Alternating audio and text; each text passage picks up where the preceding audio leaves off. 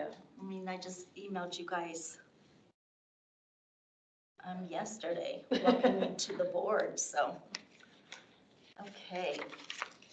Okay, so we are recording.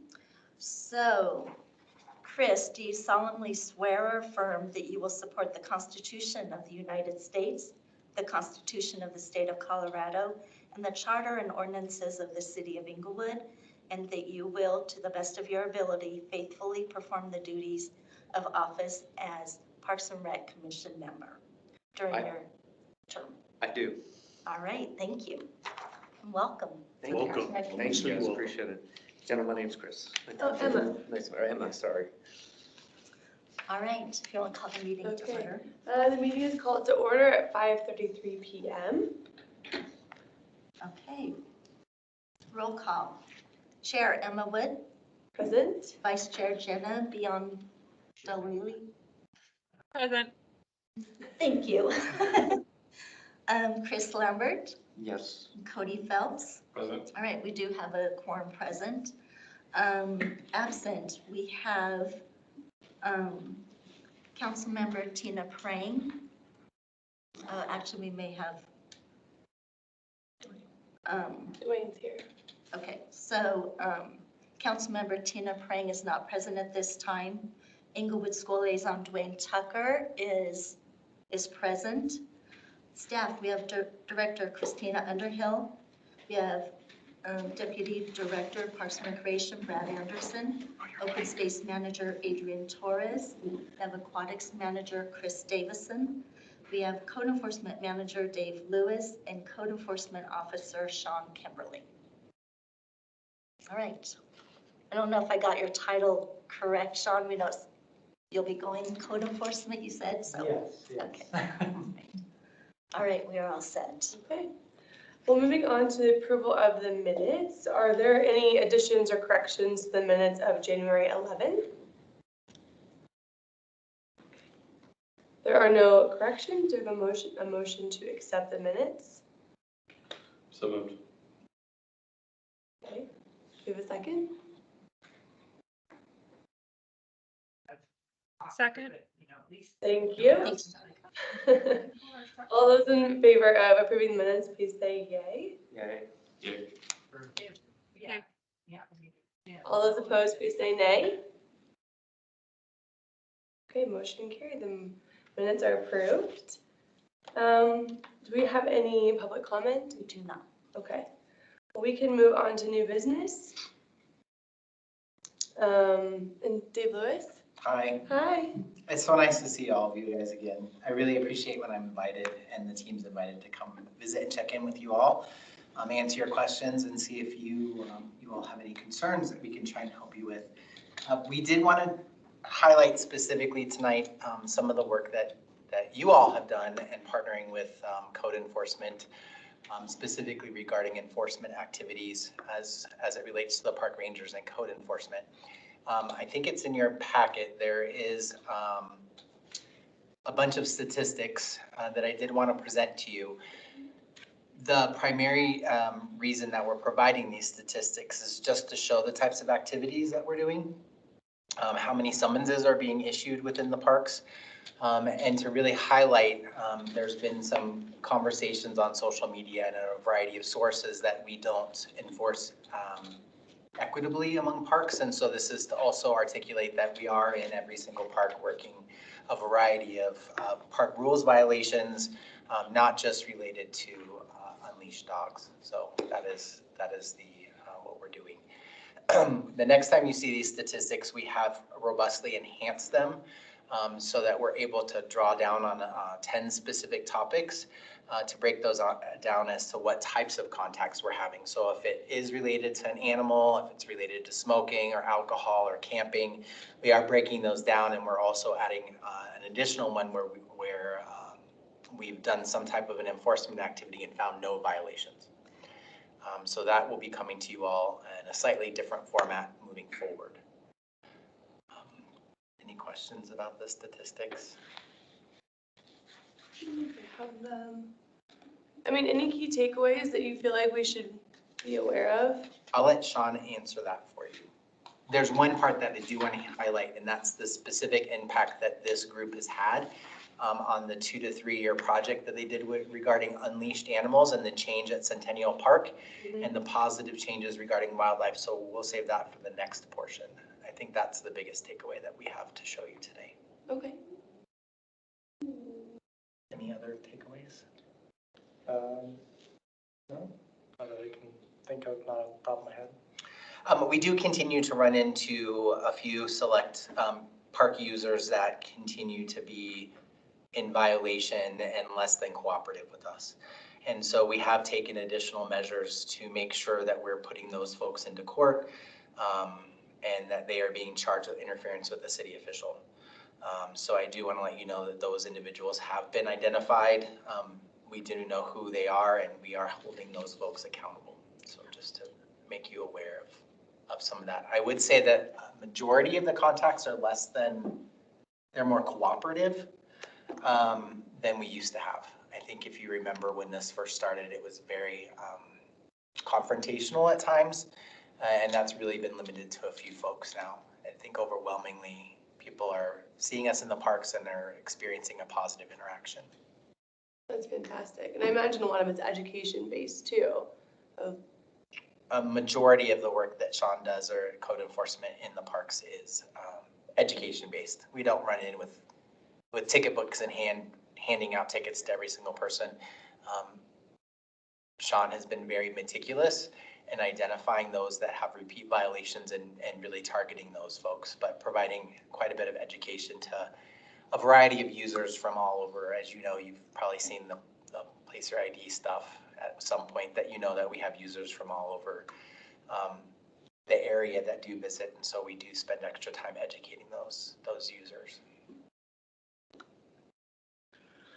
Pardon me for not knowing much, but Yeah. you said this was a 2 or 3 year initiative. It was. What spurred this, or could you point me to some resources I could figure out where this? There is a bunch of stuff that's online, and maybe Debbie can send you some of the past meeting minutes. But it was 2 years ago was the culmination of a variety of work regarding how users would utilize off-leash privileged areas, what that would look like, how that we can better incorporate the demographic and diversify the users in some of those parks that were utilizing off-leash privileges. And a great compromise was reached. And so that was the culmination of the 2 to 3 year project. This is the second year that we're reporting out specifically related to our statistics and the success of the changes that this group initiated related to dog off-leash privileges at some of our parks. Okay, thank you. I would appreciate it. Yeah, that would be great. Definitely. It's a lot. We do have a webpage that we'll send you the link to that has the documentation for 20 years related to off-leash in our parks. So you can kind of see the history and what this commission has been through in the past. And these guys are doing an amazing job just enforcing and educating to reduce those incidents. When I looked at the last meeting notes, they were there, and then these were here, so I figured this was kind of a big thing. So I feel like I need to get to speed. Sure. Perfect.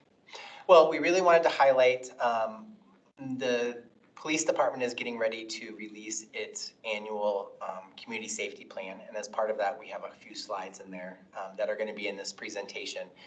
Those are just general slides related to some statistics related to code enforcement as a whole. But I really wanted to highlight, and Sean is quite the photographer.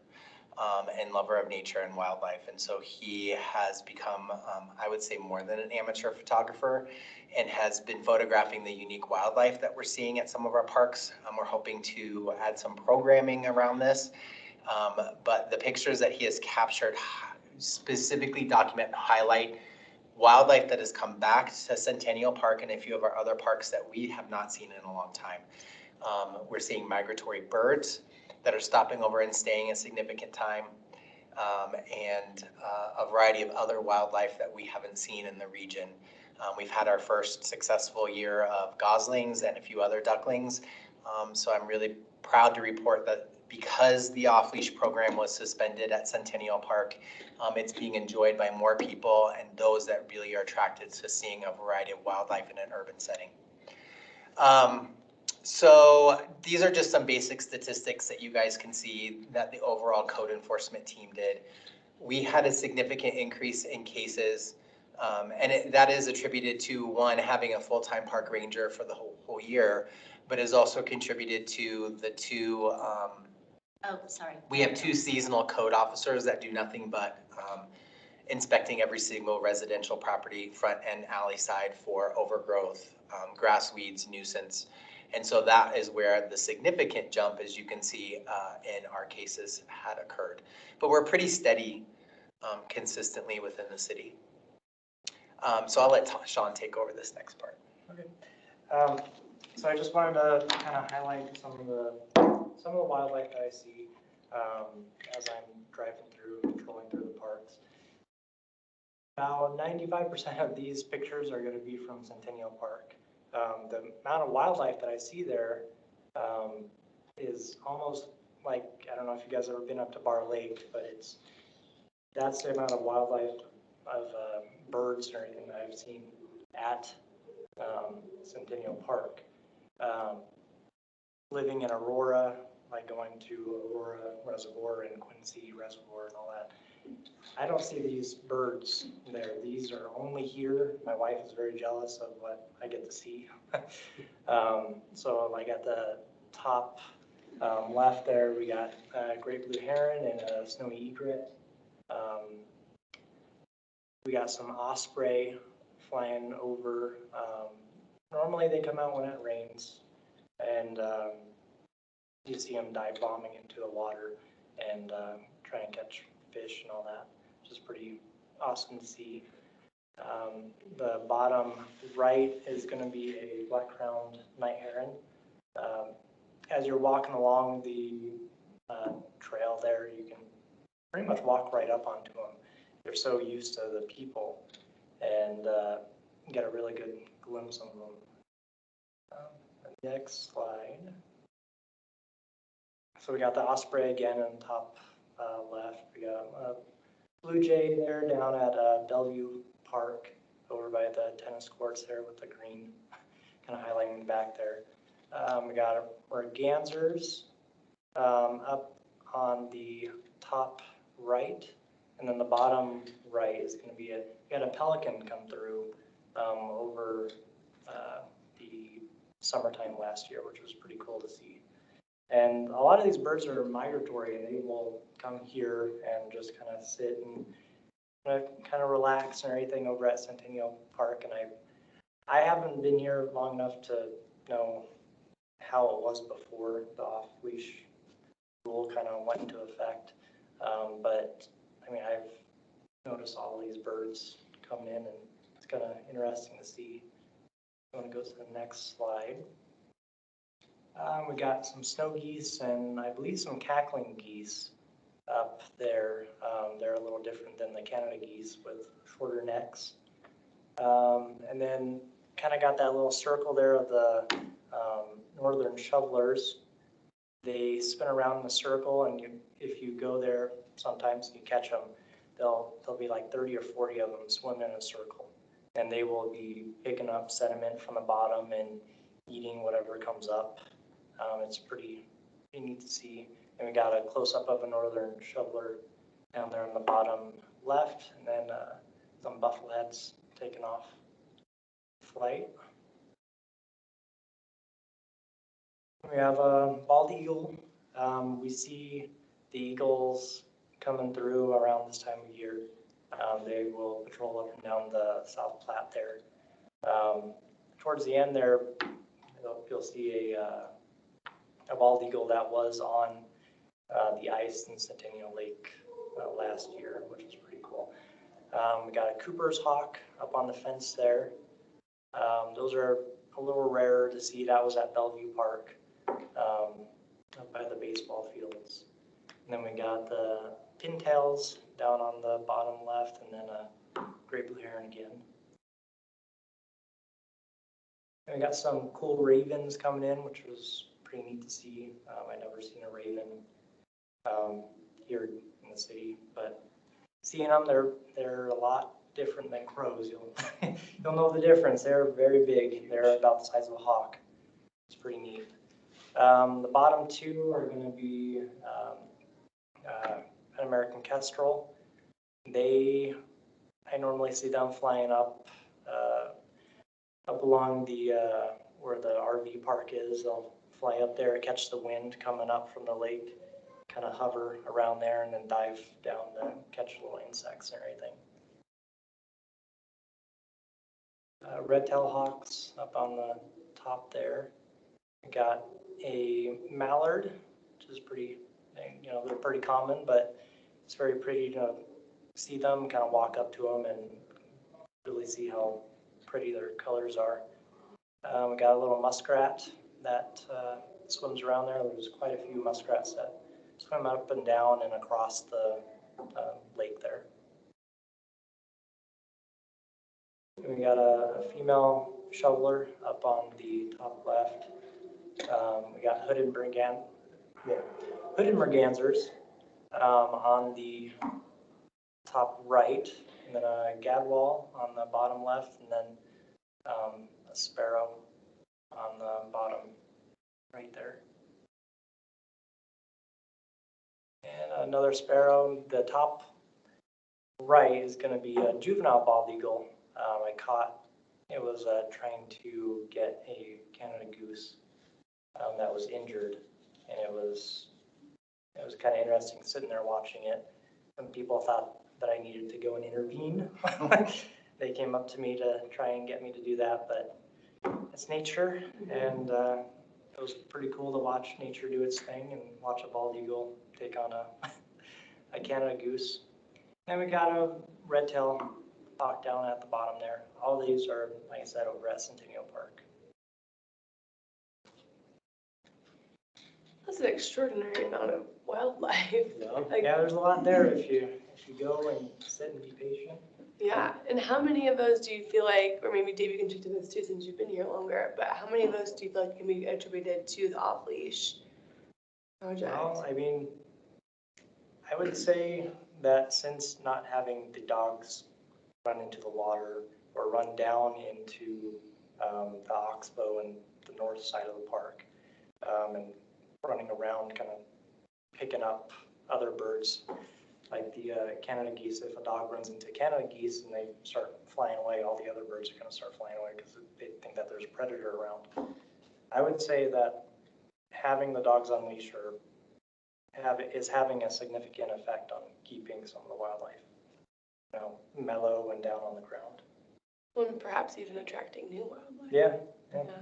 It definitely is new. A lot of this, I live over in that area, so I have a very special affinity, and so does my son, so we go there a lot. We've seen huge changes where we feel safe, we can ride bikes around the bike path. We get thanked all the time when we're out doing extra patrols that we have limited to off-leash. People feel like they can run without being chased by a dog on the pathways. So there has been a significant change in the way that wildlife is coming back in. And so I attribute that specifically to what this group has done and how we move this forward collaboratively with City Council. I had a quick question on one of your earlier slides about the code enforcement with the weeds. With the new lawn replacement grants that Englewood is doing, I could see more people replacing their lawn with kind of a native seed type, native grasses. Do you feel like there's going to be any changes to the way that you approach that, or any issues with trying to enforce that as more people switch to that more native look? No. We already understand the complexities. There's quite a few residents that have already done this. So the enforcement efforts around that regarding minimum landscaping and more native plants is, we understand and we're working with them. So no, I don't anticipate that being a concern. I actually think it's going to make our job a lot easier as we transition from traditional lawns to those that are native. Except for those trying to Okay, any other questions or comments? Okay, thank you both. Thanks for having us. Yeah, Appreciate thanks it. for Thanks, guys. Yeah, safe drive. Thank you. Okay. And if you know anybody that likes to be a park ranger? I'm looking for a park ranger, Oh, okay, please. okay. Sean was our park ranger, but he's moving. Oh, Yes, I'm I gonna be forgot to tell moving. you, so Oh. officially Monday. So traditionally, our park rangers have promoted within the department. And we do have an opening. One of our code officers has decided that they wanted to go and give their hand at dispatch. And so we had an opening and Sean wanted to move into that slot. And so we're looking for a park ranger and we look forward to identifying the right candidate. The posting goes up tomorrow. Who went to dispatch? Stacy. No more pictures, Sean. Oh, he'll still be out there. There you go. I'll still be out there, yeah. Thanks, y'all. Thank you. Thank Bye, guys. you. Thank you. Guys. Thanks, Sean. Okay, well, let's head into a park bond update with Christina. Yeah, so tonight we're gonna be asking you all to, we'll go through the slides again and over the project, and I'll pass these around to y'all too. Take one. So that's, keep those are your cheat sheets for what this bond is gonna look like. And tonight we're gonna be asking for you just to, as a commission, if you agree with what we're proposing for the bond as a whole, you'll see there's some options in here. Just to move forward. So we're gonna go to council on March 4th with the same presentation. And at that time, we're just gonna be asking for the same thing. Are we okay? Do you want to move forward with this bond and put it on the November ballot potentially? And if they do, we'll be in full force advertising all things bond related, all the park projects, all the facility projects that we are proposing. And then we'll come back in June. So we're gonna keep you all updated each month as this process moves. We'll go back in June for another study session to really narrow down what city council may be comfortable moving forward with. They'll pick it at that time. And then at the end of June, it's when we'll, the city council will call to move it to the ballot. And at that time, for the most part, we are done on the advertising side as staff is related. And that's when we're gonna ask the commission and your family and friends to help us keep moving this initiative through the rest of the year until the election happens. So we'll go through this again, kind of in fast speed. You have the cheat sheet in front of you. There's quite a few slides behind you there, but our current bond that we had was in 2001, 2002. It just sunsetted this last December.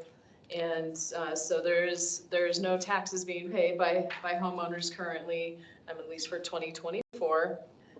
Proposed projects are about $50 million. And there's 10 parks, a recreation center, and the Pirates Cove that we're looking to do some renovations to.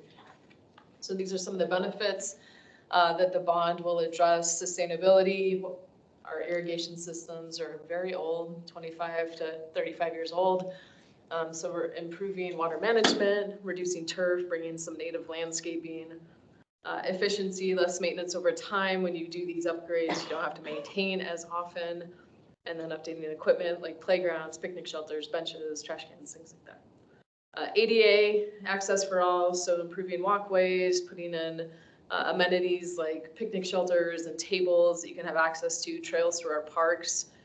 And then revenue generation, obviously we have a farm and train down at Bellevue Park that brings in revenue each summer. Pavilion rentals that are primarily in the nicer months, April through probably October. And then Pirates Cove obviously brings in some money as well as the recreation center. And then also activation, we'll show you Miller Field again. Miller Field is just a few baseball fields or softball fields, however you want to look at it. It's not used very often, so we'll show you what that could look like with this bond. And then also teens are a big one that they're hard to program for, but some of these amenities we're looking to add, I think it'll make it exciting. So we have something for every age, every resident, and visitors to our city. This is showcasing where the improvements will take place. It will hit every district in our city. So every resident should have access to an improvements in their neighborhood. We've done quite a few improvements already throughout the city that we won't need to readdress in our parks, but these are the park projects. We'll go through each one. And then recreation facilities, we'll go through those too and talk about those. So this is the overall budget for parks. We're about 26.6 million. Pirates Cove is about 9 million. Englewood Recreation Center, 10 million. And then we have construction use tax permitting and a project manager that we want to make sure we bring on board because staff internally still have their day job in addition to all these projects we have to complete within 3 years. 85% of the bond has to be spent in 3 years, and that's a lot of work. That's a lot. We're typically taking on 1 to 2 park renovations a year, and this is now potentially 10 plus facilities. Adrian can do it. He's pretty awesome, but we also don't want to burn him out. So one of the conversations we had with council last year when we brought this to them, there was some council members who maybe weren't as comfortable moving forward with the full 50 because it's raising taxes, and that's not always a popular topic. So we have proposed a 50 million, which would cover everything we're going to show you tonight, a 40 million, which would do 10 parks still, but we'd have to pick between the Pirates Cove facility or the Recreation Center. If we drop down to the 30 million, we can only do 7 parks. And pick one, Miller Field or Bellevue. Those are high dollar parks that need to be renovated, as well as either or for Pirates Cove or the Recreation Center again. So there's an opportunity that before the June meeting, you all may say we are comfortable moving forward with one of these. And that's what we would present to council, that the commission recommends moving forward with this. So the first park is Bard Park. This is updating some pathways to the park, adding a play feature in there that one doesn't exist now. There's a bridge that's in the park that needs to be updated. It's not ADA accessible. It's sunken in the park. It's kind of an odd bridge. It doesn't meet any code today. So updating that. Not a lot of improvements here. Some new irrigation as well in this park. Centennial, we'd like to add in a bike park here, and I know they just talked a lot about the wildlife that exists in the park. We don't believe this would be too disturbing to the wildlife. It's kind of off to the side. It's an unused park area that's just dirt. In fact, we dump a lot of excess dirt when we do other renovations or build buildings here. Goes to Centennial Park, so why not turn it into something useful and activate that space? We would be the only asphalt bike park in the area, in the Front Range, that would be open annually. So it would be a tourism destination along with our residents, would have a big benefit with having a park like that. And if it says anything, our skate park down the street here is very busy all the time. It's also right along the Mary Carter Greenway Trail, so you get a ton of bike activity through there. Yeah, if you bike to all work, day. Yeah. you can go have a little fun before you get to work. Clarkson Amherst Park, it's a small pocket park in the neighborhood. It really doesn't have a lot going on there, so we're proposing a community garden, a trail through the park, maybe a little bike pump track through there, and a small nature play area. Again, it's just activating these spaces that are kind of just grass right now. Not a lot of use. And there's a lot of turf reduction in this park as well. You can see it kind of in the brown section there. That would turn into native landscaping. It's more of the passive space of the park, less used. And then Cushing Park, so this was a very big topic. It was part of our 2017 master plan. A lot of these were addressed in our 2017 master plan, but adding an off-leash area that would be fenced on the west side of Cushing Park, on the west side of Inca there. It's part of the park. I don't know what else we could put there. We're not gonna put a playground there. It's a little dangerous. It's near Dartmouth, but it would really make sense for off-leash. So adding some solar lights in there to make sure it's lit up in the evening hours. Put some wood chips in there so it's a nice surfacing for the dogs. Some boulders, benches, bags, dispensers, things like that. And then the playground, that's the picture of the existing playground. So we'll be replacing that 20-year-old plus playgrounds and putting something really new and exciting in at Cushing Park. Emerson Park, if you're familiar with this area, it's a split park. As you can see up there, the smaller section would become a playgrounds area. Probably fence it a little bit so kids can't just run into the street. But putting a new playground there, activating that space. On the larger section of the park, putting sidewalks, so it's a loop track through the park. It connects to the sidewalks existing in the neighborhood. Adding the pavilion, picnic shelter, some more trees in the park, and activating it so the neighborhood and visitors enjoy it. And Emerson Park was unofficial off-leash park for many years, and we believe we have better control of the use of that park now. And we want to attract people to this park to actually use it for what the park's intended to be used for. So Miller Field, this is probably one of the most exciting park renovations in our system. So adding a splash pad play area, kind of redeveloping the field space out there, putting some trails through there. Everything would move to on-street parking. And there'd be a large picnic shelter, amphitheater area. We could do concerts out there, have parties, events, more lighting. It's a dark park if the sports lights aren't on. So here's some 3D renderings of what this would look like. Where the splash pad, that blue area is, that's a current parking lot. So that would transition to actually play space with that pavilion right next to it. This park would look so different, and it would, I think, be used. I joke, I drive by it often, and there's usually like one person and a dog walking through the park. Never really seen it busy. So this shows you looking west, like south, or yeah, looking northwest is what the park would look like. I recommend driving by. If you've not seen Miller Field, go by there and then vision what it could be. Didn't they just do that parking lot?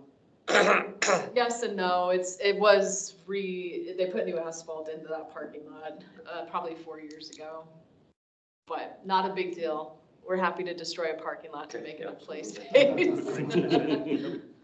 We'll take grass over asphalt all day long. And then Northwest Greenbelt on the north side of town, really updating this park, doing more native planting along the creek there. And this is an off-leash area as well. We can keep that in mind. This next picture I'll show you that square area that was highlighted, adding some more play space, some picnic shelters. A restroom has been highly requested there. This is a trail that actually connects through to Denver. And it's used pretty readily just for commuters or recreational use as well. And so a restroom, I think, would be definitely appreciated in that spot. Some more trees and the native planting, like I said. Bertolo Park, we're actually reducing a lot of turf in this park. It's if you've been by this park, it's a detention basin for stormwater. And I remember last year watching our guys mowing the park, and I'm like, man, that's a good ab workout. It's really sloped, and so the slopes will become native plantings. It's not used. You can't easily play on it. Probably you can go sledding in the winter, but we'd also connect the streets there into the neighborhood with ADA sidewalk access, concrete sidewalk, which has been a request for years from the neighborhood of just connecting them into the park. Otherwise, you're walking across grass. Also adding a restroom into this park as well. And so Rotolo Park connects to the Southwest Greenbelt, so also enhancing crosswalks from the Rotolo Park into the Southwest Greenbelt. It's unofficial crosswalk right now, so we make that official. Enhancing the access with the pathways in there. We'd add a play feature on the east end of that park. Right now it just kind of dead ends into an alleyway, and so actually enhancing it to make it a fun space, a destination to walk to. That'd be also like native play. And then a lot of native landscaping in this as well, because it's a very passive park. And then Bellevue Park, this is the other big one. This is the 9 million. So Miller's 7 million, Bellevue's 9 million, but we're addressing a lot of things at Bellevue. So the landscaping around the tennis courts is aged, and cleaning that up, putting some new landscaping in, changing out the lighting fixtures at the baseball field there. They're outdated and old, and we can get some better lights on that field. We'll show you the farm area, which is around that black box right there. We'll show you that in a second. Also access from the neighborhood, from, is it Whitaker up there? Yeah, down into the baseball field. So it'd be an ADA accessible ramp that could get you in there. In fact, we were at Bellevue and somebody requested just that. And Adrian goes, well, look, this is what we're proposing. So it worked out great. Adding more benches into this park. It's a pretty long, big park. And then ADA compliant access to picnic shelters. We also have pathways in the park that are to the west side of the park that are just deteriorating. They're just falling apart. So we need to address that. We also add ADA access to the river. Yes. So that would be something that we don't have, that would be pretty awesome to add. So I'll show you prettier pictures here in a second, but we really want to, the Farm and Train area is such a popular space in the summer months, and then we have Holiday Express there in the wintertime in December. And so enhancing it. The farm building itself, the barn is aged out. It works for now and it'll work this summer and it could work for another 10 years, but it's not really conducive to having any events there. We'd love to add a gift shop. People always want to buy our t-shirts or stickers or whatever we have, as well as a meeting space. So somebody could have a birthday party. We could have a commission meeting there. It could be rented out during the week and weekends for different events. And then enhancing the farm area where we keep the animals in the summer. So it's more accessible right now. We actually did get a grant through Developmental Pathways for some surfacing we put down. If somebody comes in with a wheelchair, we can put the surfacing down so they're not sinking in the gravel that we have there currently. But really enhancing the farm experience, making it much more usable and attractive. The big thing we're adding, those 2 doors right there, that is a restroom. And right now, if you have a child who's potty training, you have to run across the park to our restroom. And even our staff, it's not very accessible for our staff. If they need to run to the restroom, they have to actually go across the park to the larger pavilion to access that. But we would be adding a pavilion, restrooms into this space. So it's a revenue generator, but also I think many parents would be very happy having potty close by. And then we'll move over to the Englewood Recreation Center. So this project has kind of morphed and changed over the last year. The big thing that we wanted to add in is a surf simulator into the aquatics area. And so that picture of the center, top down looking, that black box on the left side, that's where the surf simulator would be placed. We'd actually be losing some parking spots there, but we're not super concerned about that. And it would attract teens. There's a lot of things we could do with the surf simulator. One does not exist here in Colorado, I don't think. No, there's one at Warren World. Oh, First Warren indoor. It'd be pretty cool for Englewood to have a surf simulator. So you could do classes, it'd be open, and it'd be a revenue generator for the recreation center. And then the locker rooms are very outdated. So updating the locker rooms to be more attractive. We get a lot of complaints about just how they look and they seem dirty all the time, even after they're clean. And then improving landscaping, adding a spa, which if Christine Adams is listening, we might be getting a spa. So yeah. She's been since I joined the city in 2020. I've heard you need a spa at the rec center. There you go. New pool decking, and then in the back area on the north side, it's really unused space. It used to be sand volleyball courts, and we just don't have leagues. We don't have use anymore. And so activating that space again with some pickleball courts. We like this area. We had talked about doing something like that at Bates Logan, but with homes nearby and the other cities in the Front Range that are trying to put in pickleball courts and getting complaints, you know, it's becoming a big to-do. So this is an awesome area. It's industrial, Meadow Gold backs up to us. They're not going to care. So we think it's a really wonderful area. We put a pavilion back there so there'd be other opportunities to host an event, or our summer camps go back there. They can have their picnics and stuff like that. And then Pirates Cove. So there's a few elements we're going to add and one big element we're going to take out. So adding that mat racer, that's that picture on the top right-hand side. And then the overview of the park there, it's that long yellow line on the top.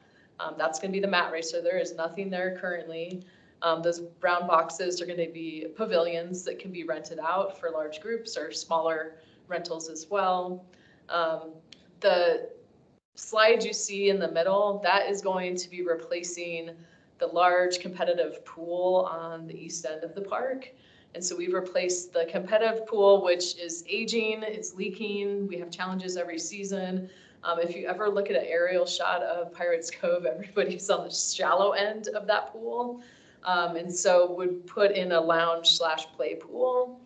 So it'd be a place people can just kind of hang out, sit and talk and play. Probably put some maybe basketball hoop in there or volleyball net.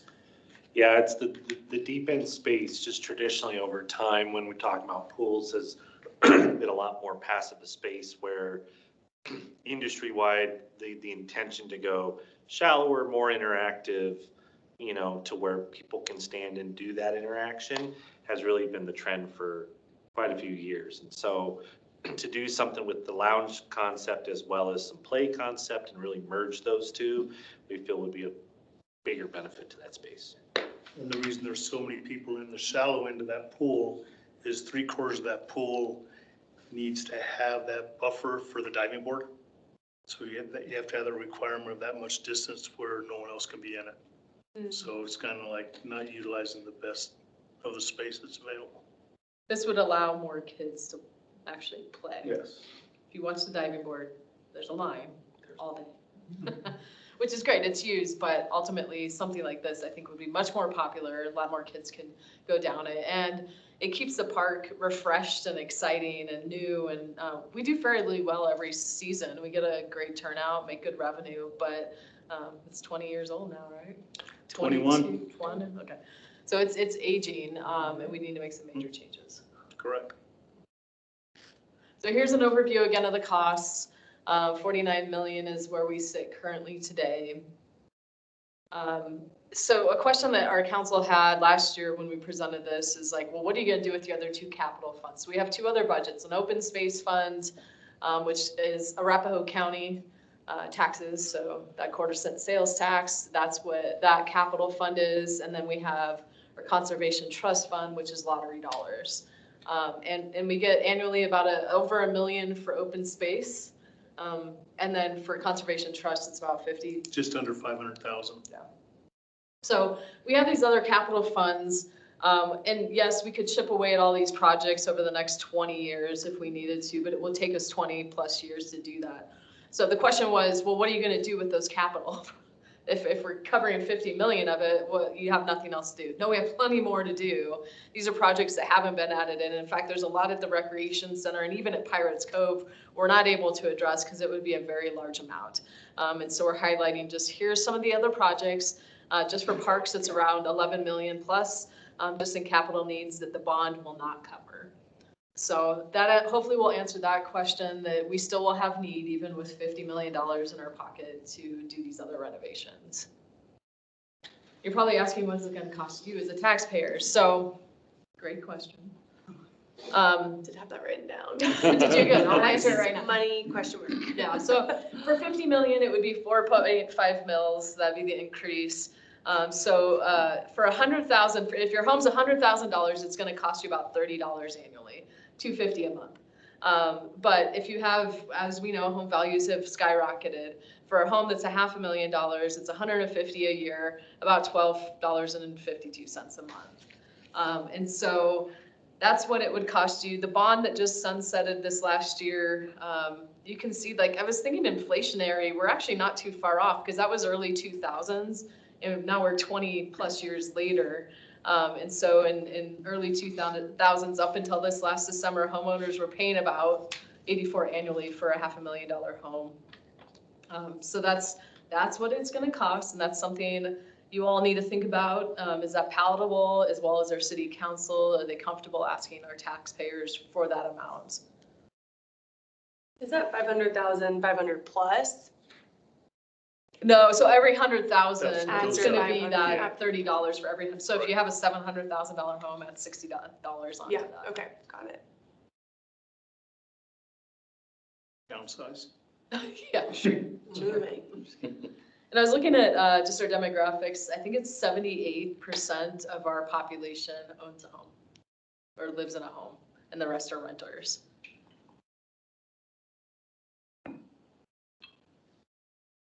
Can I ask a question? Yeah. Okay. Last month we talked about some, maybe reviewing some data today or in the future about a study that was done last year and like the sentiment about adding this or the cost of it. Do you have anything more to add there? So we can also send this out to you. So we worked with a company called Magellan, and they did a survey of our residents, and over 1,000 residents responded to this survey. And the survey was for us to know voter confidence and voting yes or no. And last year, what came back was, it wasn't exactly where they wanted it to be. They said, you might pass this, you might not. We would have been competing against Englewood Public Schools for their mill levy if we had put it on the ballot and we found out we couldn't even put it on the ballot, it has to go during a special election, which is a presidential election, which is happening this year. And when we talked to Magellan, when we realized we can't move forward in 2023, their confidence in the survey results went up, saying you get a better turnout during a presidential election. You actually have younger voters that come out. And so your chances of this passing are much greater than an off year. So we'll send out that survey so you can see what those respondents said, what they would be happy with. They ranked the projects. And actually irrigation, which Adrian was Right. thrilled about, came in as #1. Oh, Our voters want to see irrigation because of water efficiency. Here in Colorado, we're in drought conditions, and we will be for all of time because of the population growth. And that's why we see turf production programs starting to come into play too. So we'll send that out too. We'll get this presentation to you, as well as the handout that you have. So you have a PDF copy of that, as well as Magellan's survey presentation they did to council, and it breaks everything down. okay. Cody, Chris, Jenna, anything else from you guys? Questions? So we're taking this on March 4th. You're welcome to come as support if you'd like. But tonight, if you like this and all you have to do tonight, if you want to move forward on the bonds, that's all we need tonight. And that would be included to the packet saying the Parks and Rec Commission proposes moving forward with the bond. Once we get closer to June and you've been talking to your neighbors and friends in Englewood and you're getting a little more feedback, you can give feedback at that time or throughout the next few months here of, we feel comfortable moving forward with this project, maybe not that project, and we kind of nitpick through. I think council's gonna do the exact same thing. We know we have some council members that are fine moving forward with the full amount and others that may not wanna put that on taxpayers. That'd be a motion. That would be. Okay. Yeah? Yes. Okay. All right, well, is there a motion to move forward with the bond project as proposed tonight? I will move it forward, yes. Okay, all those in favor, please say yay. Yay. Yay. Okay.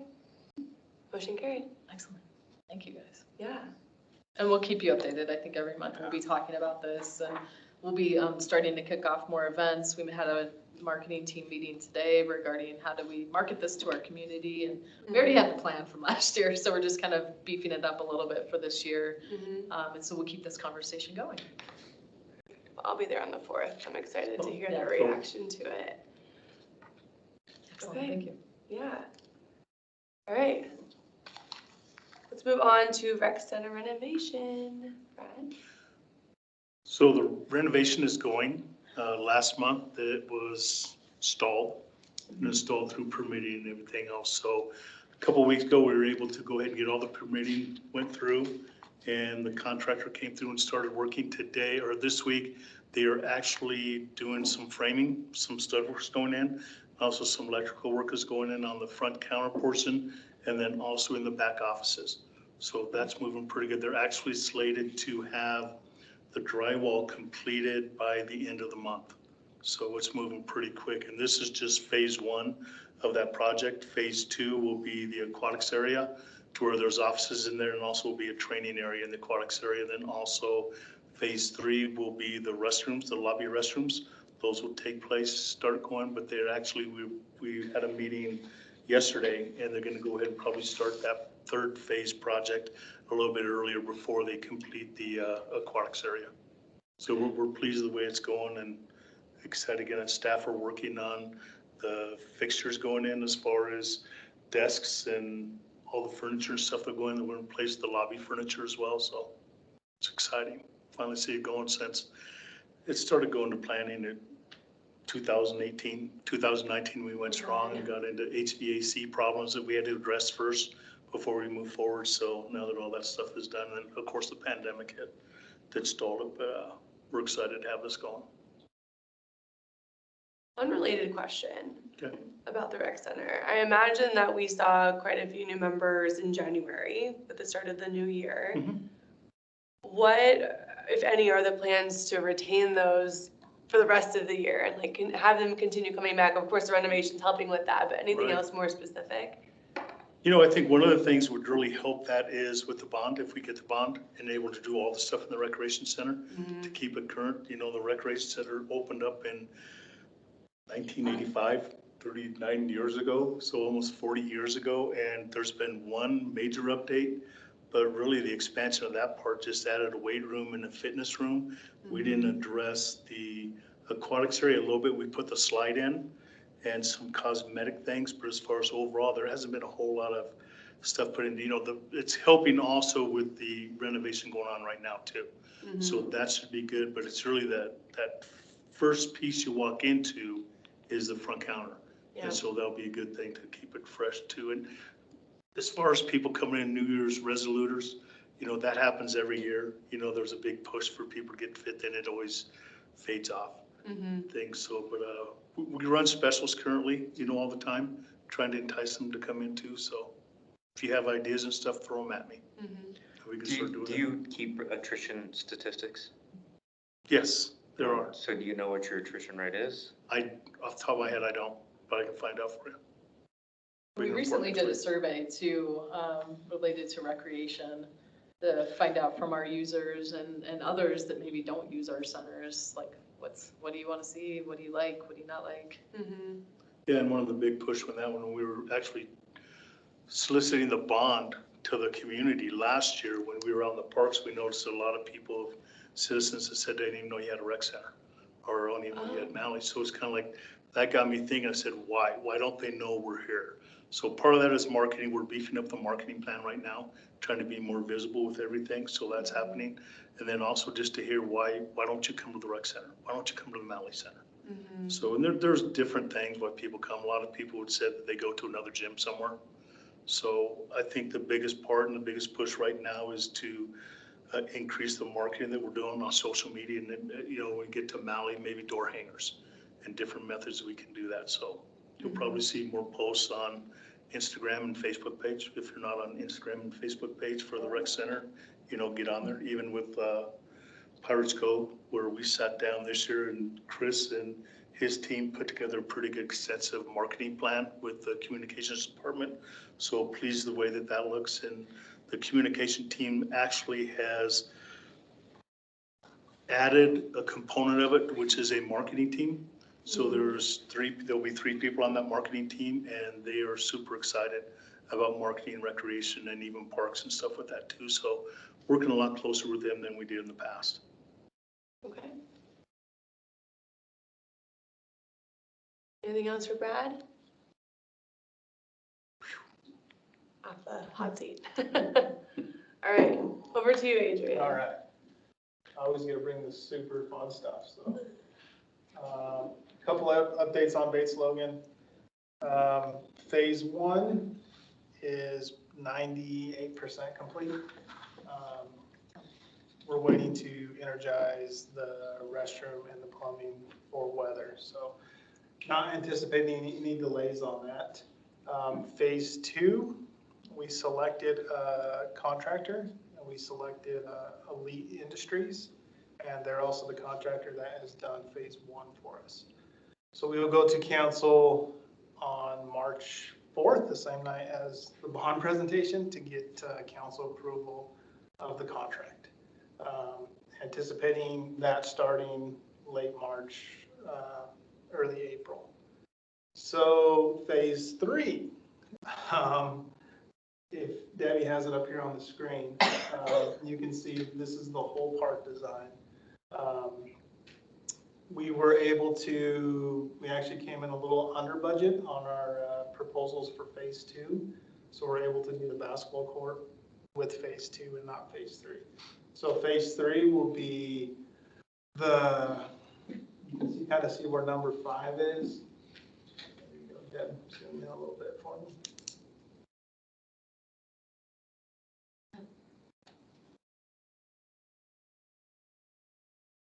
Right there. That'll work. So you can see 9, 4, and 8 are phase 1. That's the new pavilion, the restroom, and the picnic area.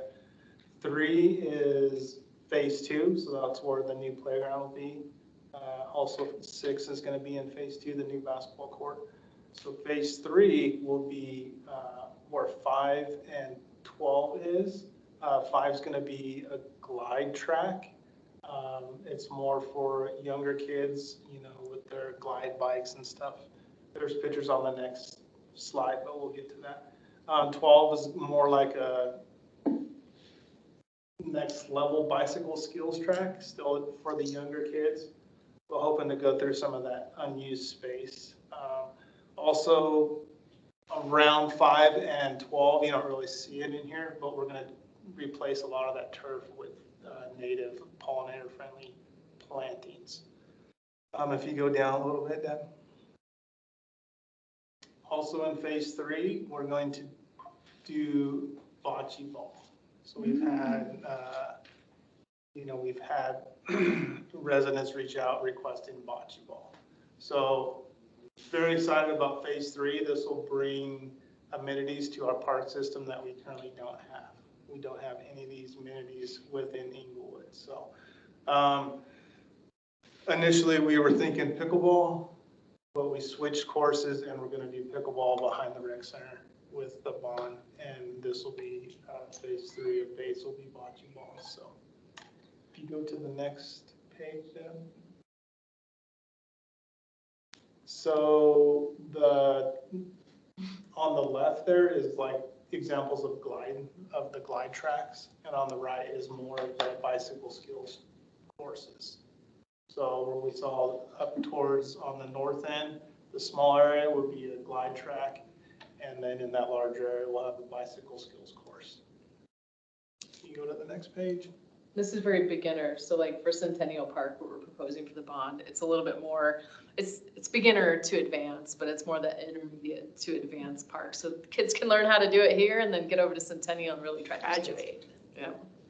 On the left is just examples of bocce ball courts, and then on the right is some pollinator and native xeric plantings that we'll have in that, in and around the glide and bicycle tracks. Are the 2 bocce courts? Yes. So that's what we have for phase 3. Phase 3, I'm putting together the grant now.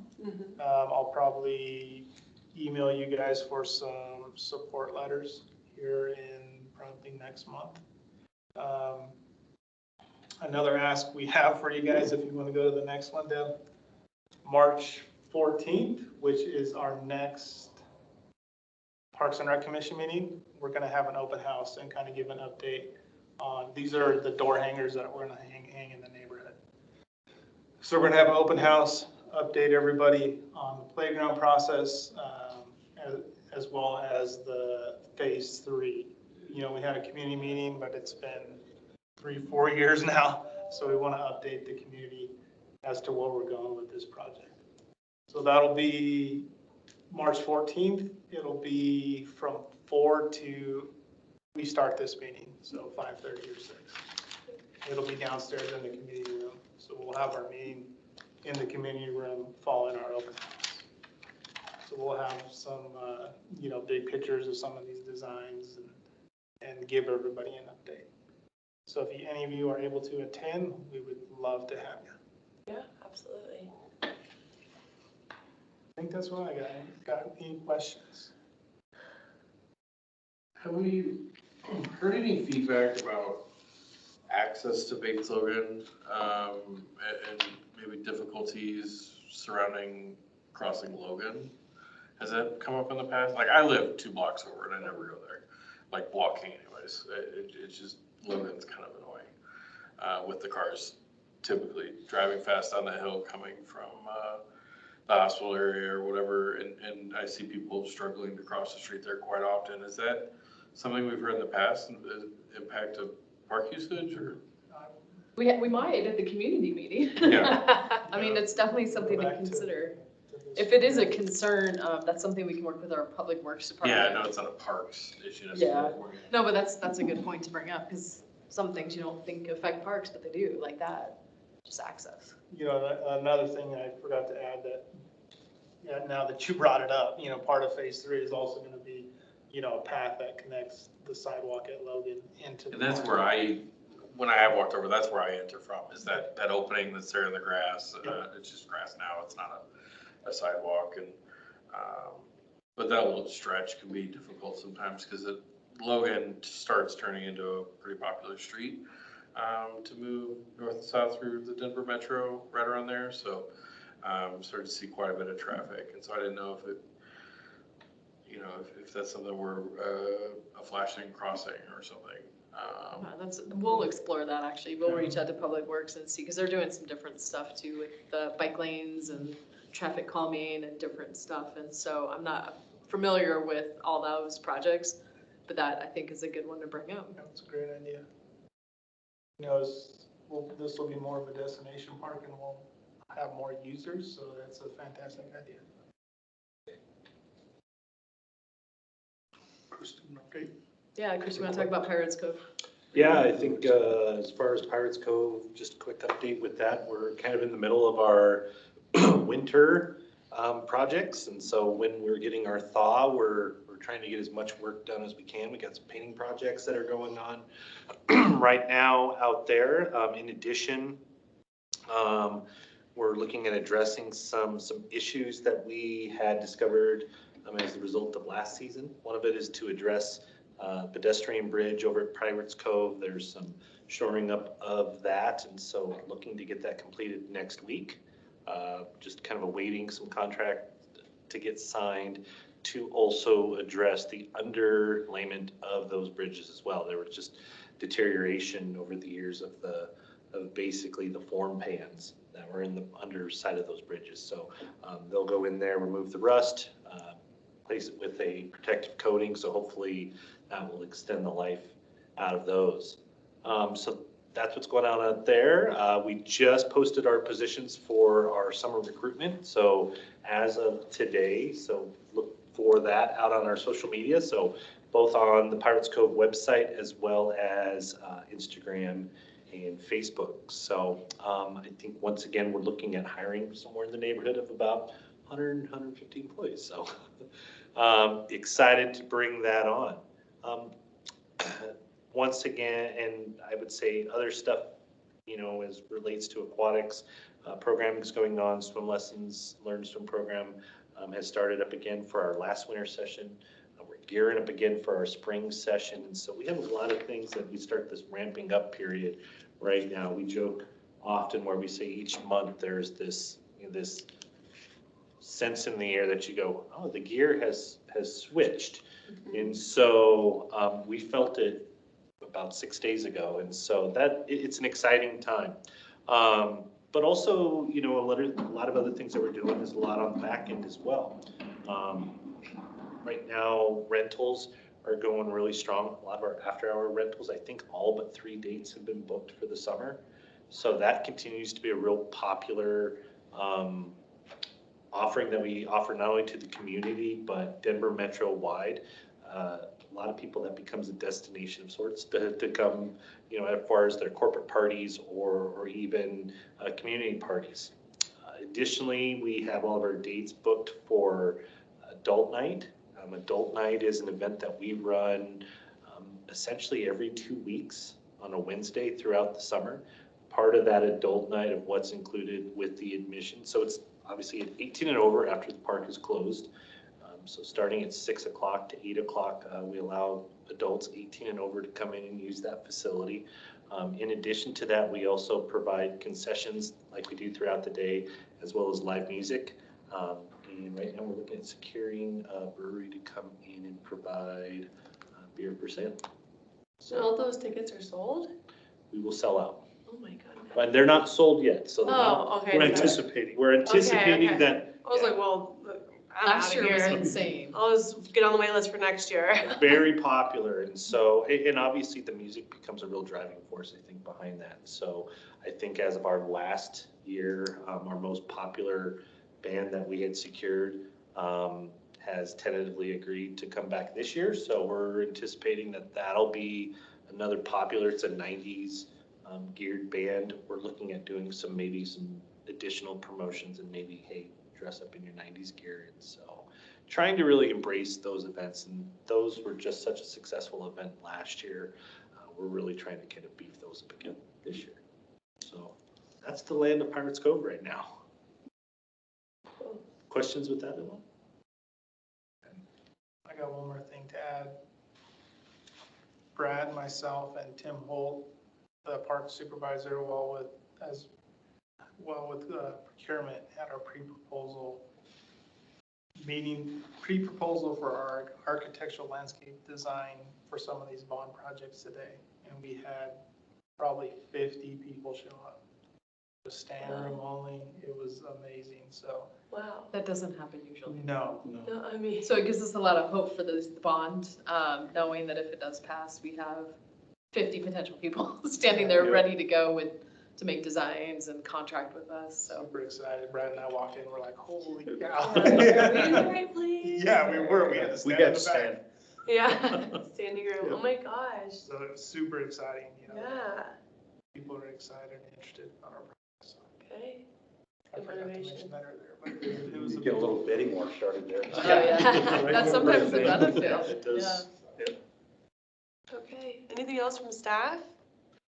Only other thing is registration for spring just started yesterday for residents and begins tomorrow for non-residents, so Okay. all the programs in recreation.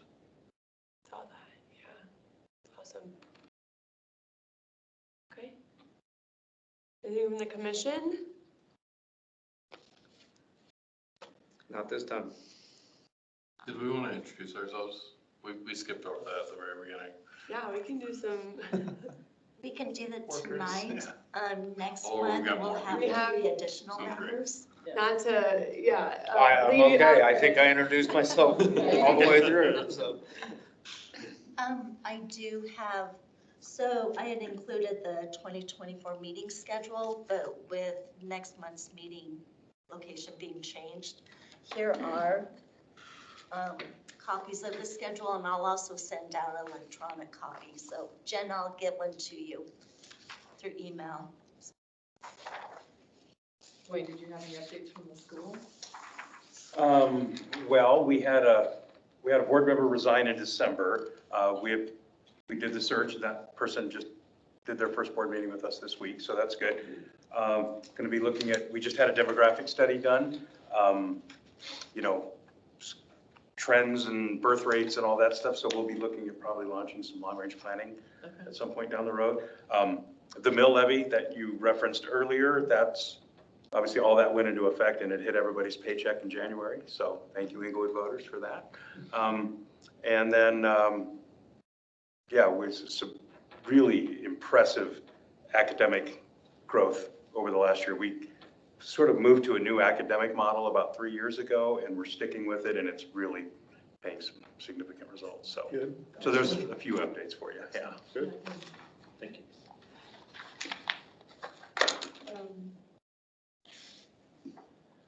Okay, well, if there's not anything else, we can adjourn the meeting at 6:40 PM. We covered a lot. Nice We job, did. everybody. Janet, thanks for joining in virtually. We appreciate it. Yeah, thanks, guys. Have a Yeah. good night. Bye.